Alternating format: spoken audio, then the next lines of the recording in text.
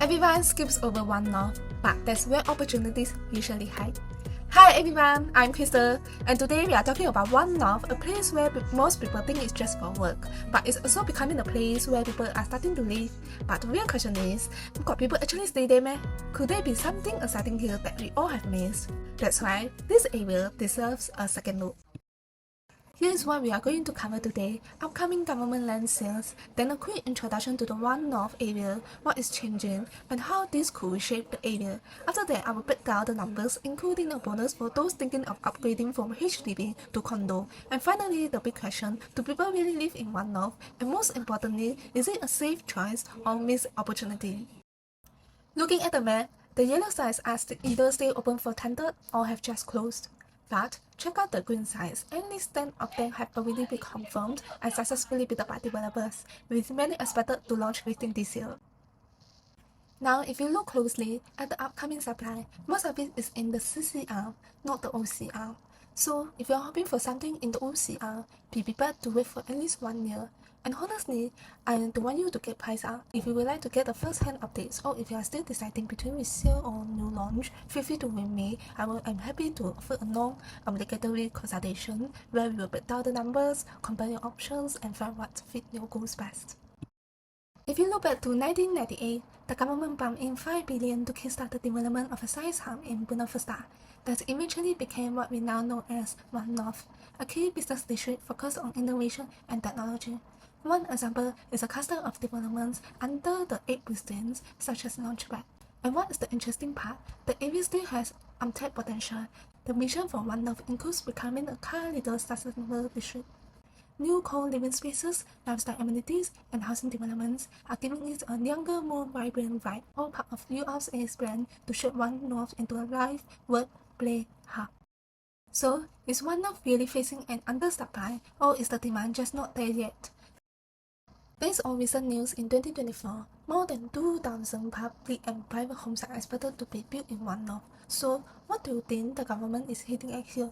To me, it's a strong signal. Demand is rising and they are getting ready for more people to move in. When the governments invest like this, it usually means they see long-term potential in the area. And with more housing developments coming up, this could lead to high prices in future.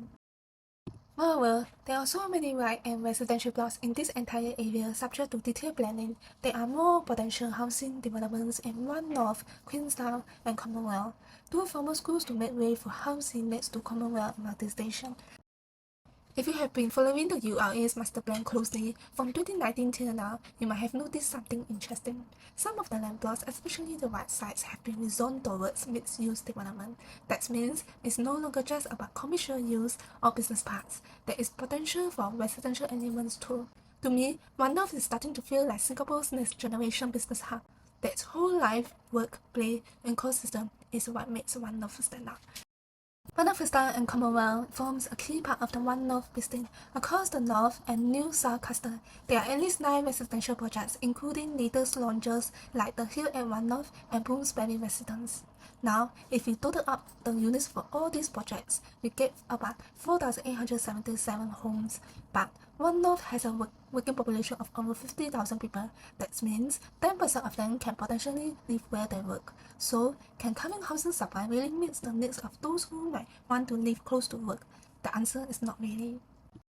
If you look at the yellow side near Bloomsbury Residence, there are at least 5 more blocks expected to come up in this south cluster of One North. We are likely to see more retail spaces, bringing more convenience to the area.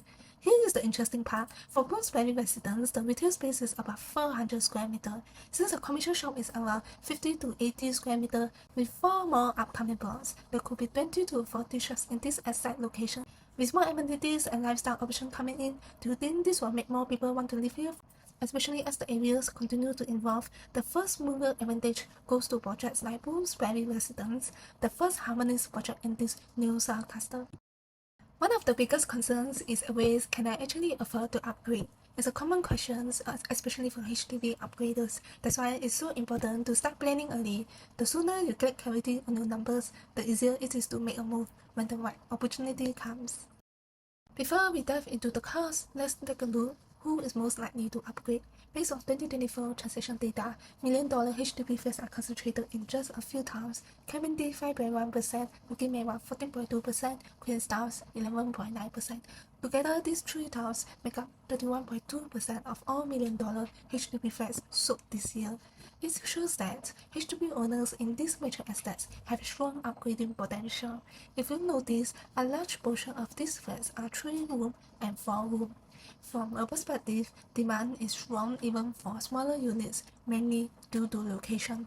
So, if you own a flat in one of these estates, you could probably be sitting on a real opportunity to upgrade, and that's definitely worth exploring. Queenstown and Dover are also part of the Greater One North business, and it's not just private residential projects, but also more PTO sale launches highlighted in blue popping up around the area. Turning Halt is one of the new flats forming part of the integrated development that launched for sale in 2024. Up to 5,500 HDB flats will be built as part of redevelopment plans for one of Singapore's oldest housing estates within Queenstown. Same goes for the latest PTO sale launches near Queenstown MRT. We have seen new projects launch in 2021 and 2022 and again in 2025. New PTOs often come with upgraded infrastructure, better transport, and greater vibrancies from retail and lifestyle offerings. So, will the value of existing private condos also rise, especially with these PTOs reaching MOP just as the Hillview One North TOBs in 2026 and Bloomsbury residents in 2028. Now taking an example of the million-dollar HDB estate from Dover and Queenstown, one of these two has cost transaction of at least 1.2 million. Can I actually upgrade to condo? Let's take a look at this case study example. Assumptions: no outstanding HDB loan, no kids, buying for homestay, husband age 33 years old, 7,000 per month, wife 32 years old, 5,000 per month. They originally bought a 4-room PTO at an average price of 522k, and after 10 years, they sold it for around 1.17 M. After deducting CPF and accrued interest estimated at 370k, and other costs like legal fees about 14k. So they are left with an estimated cash net of 856k. Now, let's look at the next purchase. They want to buy a 3-bedroom condo for homestay, priced at around 2.5 M. Based on their age and income, they can qualify for a maximum 75% loan of about 1.3 M.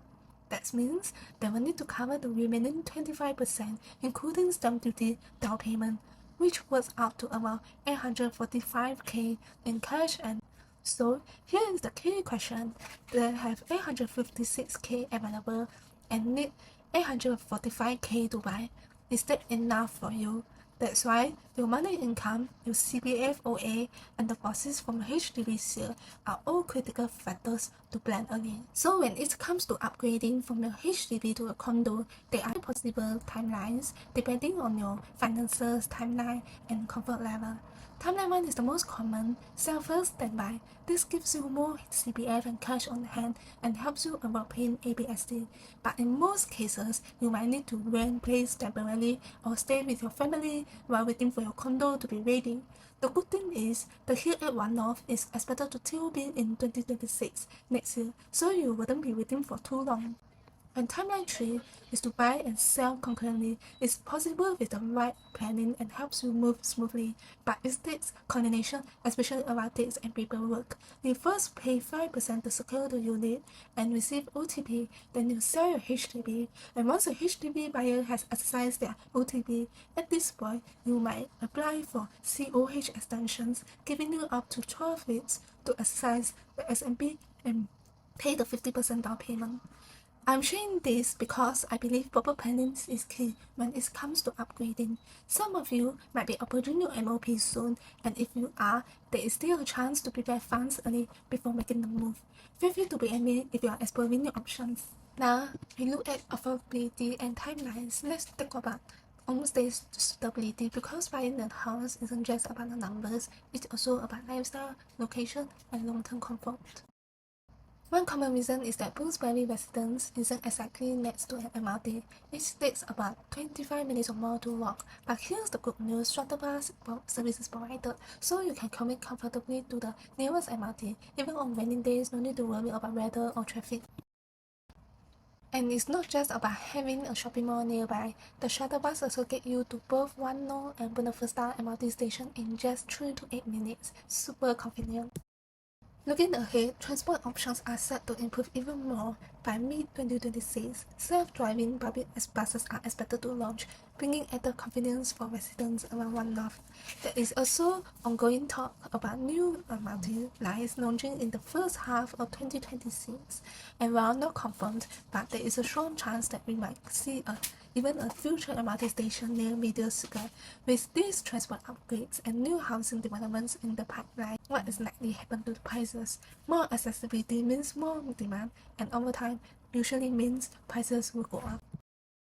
Honestly, living here at One North is more convenient than many other new launches. More shops and amenities are opening even on weekends. For example, 47 F&B outlets at JTC, a supermarket, hawker center, and even a shopping mall. Who doesn't love convenience? Whether it's grabbing a quick bite, doing your groceries, this area already delivers, and it's going to get better. One of the most exciting slides that I would like to share with you. Let's take Hillview as an example, a developed non-mature estate. Back in 2015, we had cash-through and Hillview MRT stations with Forest School residents at Bukit Panjang Hawker Center that already built before Eco Century and the Skywoods. At that time, it took about 22 minutes to walk from Eco Century to the MRT, and there wasn't any public bus serving the area yet. Instead, a shuttle bus was provided to 3 main locations, much like what Bloomsbury residents will offer. If I'm not wrong, the shuttle bus service lasted about a year. Fast forward to 2017, a new mall opened and bus service 973 was introduced, cutting the travel bus to Hillview MRT to under 5 minutes. By 2018 and forward, we then saw the opening of international schools and the community club. 972 bus was implemented too, which I personally like it as it only took 20 minutes to Orchard area. Very convenient. As more amenities and transport options come in, more private condos, as you see here, launch too. If you are looking in this area, feel free to reach out as I actually live nearby. And just as you know, the next private site beside Dairy Farm Residence is expected to launch around 2030. Another good news is that a new EC in Bukit Panjang is also on the way. Why I am sharing this is because Bloomsbury Residence reminds me a lot of early Hillview. It takes time to build up, but once infrastructure, transport, amenities following the housing, the area starts to shine, which increases the value of the area. So, how did one of the projects perform as the area matured? Take Eco Century and the Skywoods for example, both launched around 2017. Since then, prices have gone up by about 30% even though the area was still developing at that time. If you look at the timeline, it's clear as infrastructure and amenities improve, prices followed. So, do you want to enter at the early stage of transformation or wait until everything's built up when prices are likely to get higher? Will history repeat itself for One North? Many of you know, Clementi and Dover are well-known areas because of the strong education, with top institutions like Singapore Polytechnic and NUS just a few MRT or bus stops away. And that's something even more exciting. There are 3 international schools nearby. Tan Lin Chua School is one of the top international schools in Singapore, and some parents spend up to 165k excluding GST just to secure a place. So, what does this mean for you? It is costly for a family to put a child into Tan Lin Chua School. This means landlords in One North have a huge pool of quality family profile tenants on top of the 50 workforce in One North. And what do family tenant profile needs? A big unit. Next, safe choice or mixed opportunity. And this is surprising. Back in 2021, during the COVID period, more than 10 developers competed for Parcel by the Park and the Hill at One North. Both land were sold at around 1,200 plus per square feet PPR. Why such strong interest even during uncertain times? Because developers had long-term confidence in the One North master plan. Research transactions show that RCR units are transacting at 2,400 to 2,700 PSF. while OCR are already hitting 2,700 PSF to 2,800 PSF. This means buyers are willing to accept these price ranges, and in some cases, OCR is transacting at OCR prices. That's rare. So a new launch in the OCR is priced like the OCR. Do you grab it or do you risk missing out? RCR vs OCR is the same value.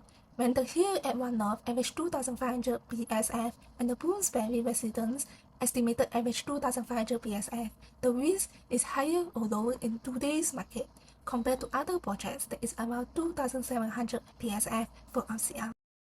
Looking at this graph, the PSF price gap between OCR and RCR is now the narrowest it's been in the past 10 years. That's your value opportunity. The Hill at One North and Bloomsbury residents are both priced below the average RCR PSF. Isn't a safe entry for you? Moving on to PSF PPR, let's look at how land prices have moved. For the North cluster, we have seen land prices steadily going up with every new launch, so waiting, are you prepared for that? Now compare that to the South cluster. Bloomsbury's resident is 1191, compared to Middle Circle Parcel A is 1037. Naturally, some may be thinking, Parcel A is cheaper, should I just wait for the next launch? I believe you all have also heard about this news that no bids received for private housing site Parcel B in One North. Is this a good or bad news? There's a fair concern, and actually, this situation gives us valuable insights into how developers think.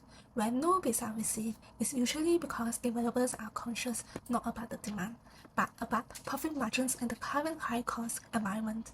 They are being selective, not desperate. Land prices may adjust slightly, but construction costs, financing rates, and rules constraints remain high. Developers aren't likely to fire sale existing inventory.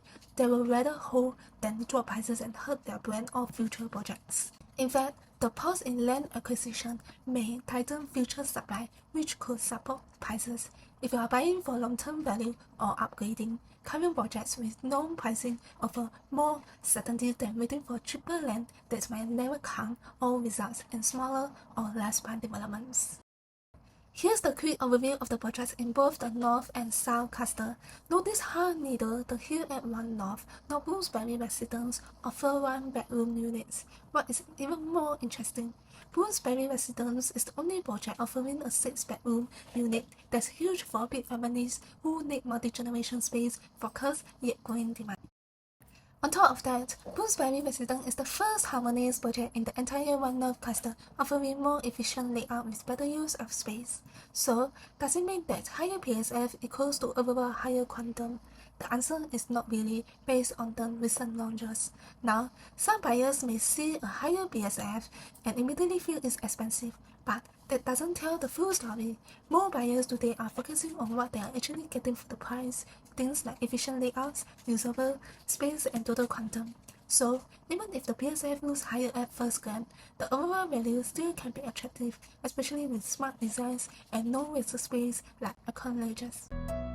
Thanks for watching. If you have found it helpful, don't forget to like, subscribe, and comment. Feel free to reach out if you would like to know your house value, how to plan your next move, or explore layout and pricing options. I will be happy to assist. See you in the next video.